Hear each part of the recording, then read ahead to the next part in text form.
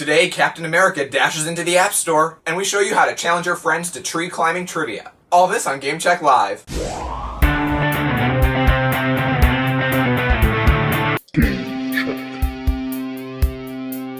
This week's episode is brought to you by Liberty Boom. Fast reflexes, patriotism, explosions. So support our sponsors, go to the App Store and give it a download. Today we're going to be looking at Captain America, Sentinel of Liberty, and a little game called Quiz Climber. If you like the show, be sure to hit the subscribe button or give us a thumbs up. And remember to check out our Twitter feed at GameCheckLive. So first up is Captain America, Sentinel of Liberty. It scored a 3.0 on the rating system. The game is kind of a cross between a platformer and a constant runner, with a little bit of action and adventure thrown in the mix. I know you were a bigger fan of this app than I was, so why don't you tell us what you like about this app? Basically, the way it works is that you control movement by swiping your finger across the screen. You also use the same mechanic to perform special attacks or use the special abilities of your shield. I thought it was pretty good. The controls worked out decently in the end, and there's a nice variety of levels to go through. What'd you think? Well, like I said, I wasn't as big of a fan of this game as you were. I had a lot of problems with it. It felt like it would have been better served as a platformer to me than with the constant running controls.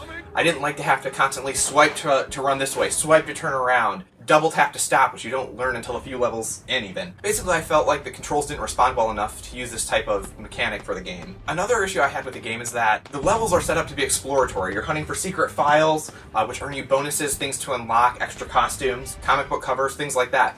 And the problem is, with the complex controls, the swiping is just annoying to try to go back and forth, turn around, revisit things. You can't plan. It's just, to me, it was awkward. I would have rather had this been a standard platformer with a standard D-pad controller. I don't know, I kind of partially agree and I partially don't. Constant running, I feel actually comes in handy later in the game for accomplishing certain things, but I can see there are a lot of times in the game where you have to run really close to, like, for instance, some laser beams, and then, like, turn around and run away really quickly, and because of the way the controls respond, a lot of times you just get burned. The game also introduces a very strong, kind of a tribute to Prince of Persia. There's a lot of parkour in this, where you have to take the captain up walls, across other walls, like the same kind of wall running that the Prince of Persia would do, and running up walls and launching yourself off onto poles that you swing around and jump from place to place, which adds a degree of complexity that I felt was pretty fun. And I will admit that the first few levels I was really frustrated by handling these mechanics. Not that they were that difficult, I just didn't find them enjoyable.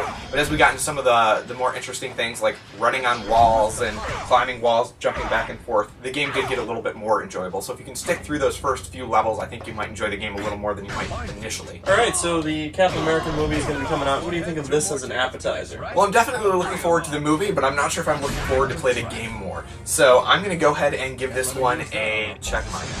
I'm gonna go ahead and disagree. I don't think that this is like the greatest platformer or constant runner that I've ever played, but for the price and with the amount of content, I thought it was a fun play. Not that difficult. It's pretty easy to beat, actually, but I thought it was worth it. I'm gonna go ahead and give it a check plus. So at the current price of $4.99, this app is hard to highly recommend. That said, if you're a fan of Captain America, it's a fun cross between a platformer and a constant runner, with some interesting boss battles and mechanics thrown in. Alright, next app. Alright, the next app we're going to take a look at is Quiz Climber. Now, this app scored a 3.75 on the rating scale. Let's take a little closer look.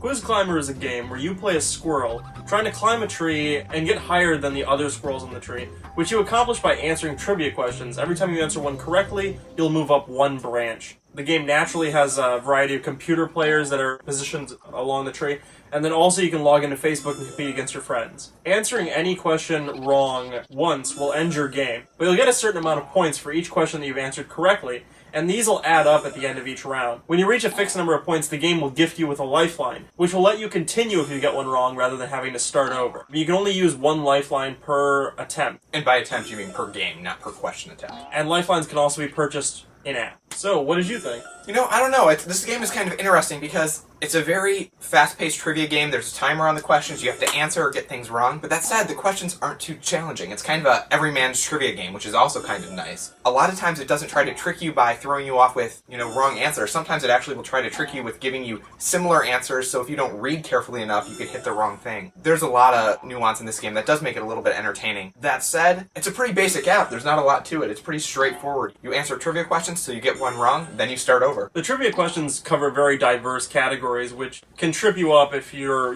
particularly into pop culture, but you don't know who invented something made in 1870, you might end your game right there. But that said, the game does tend to, it seems to me, seem to stick on certain questions and categories. That kind of makes it easier to progress, I feel. The questions get increasingly difficult as the game goes on. The developers claim that they add new questions every day, so the questions should stay fresh. That said, we did run into a little bit of repetition while playing this game, so don't expect to have entirely new questions every single time you play, especially when you have to start from the beginning on a regular, frequent basis. There are no checkpoints or anything like that. It is kind of amusing to sign into Facebook and get your friends to sign into Facebook as well, and then kind of see how far each of you progress, kind of, you know, keep pushing that peak of where you've landed last to see who gets ahead. I mean, this game is really actually hard to talk about too much one way or the other because it is really basic, but that doesn't mean it's not fun. You don't really need a lot of variety when it comes to things like trivia. I mean, it's either there or it's not. It's either questions you enjoy answering or questions that you don't. Alright, so how did you score this one? So I enjoy trivia apps.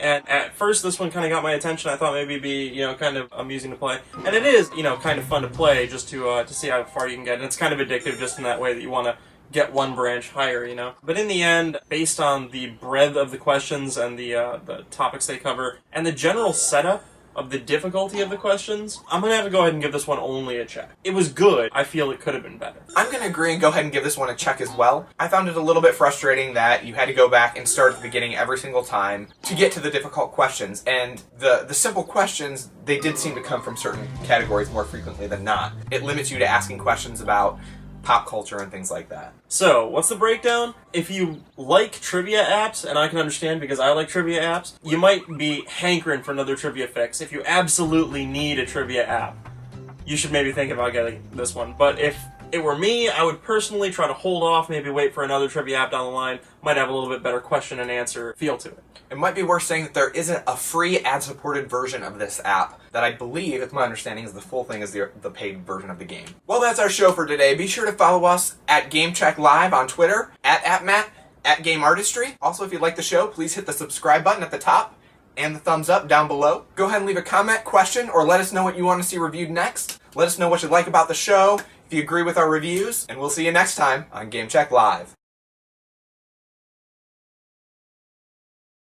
Sound good? Yeah, that's fine. Sure, why not? I wasn't even listening. Let's move on to the next one. I found it frustrating. Oh, frustrating is the right word. I'm stupid. That's you.